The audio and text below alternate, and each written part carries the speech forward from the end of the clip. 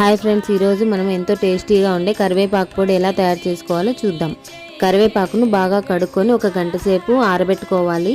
తర్వాత ఒక ప్యాన్ పెట్టుకొని అందులోకి తగినన్ని ధనియాలు వేసి మంచి వాసన వచ్చే వరకు వేయించాలి. అందులోకి మరి జీలకర్ర వేసి బాగా వాసన వచ్చేంత వరకు వేయించాలి.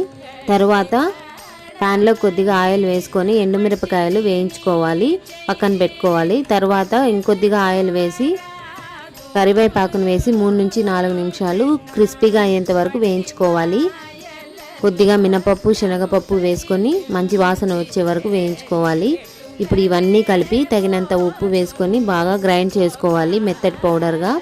ఈ పౌడర్లోకి మనం వేయించి పెట్టుకున్న కరివేపాకు వేసుకొని మరీ ఒకసారి బరకగా వేయించుకోవాలి.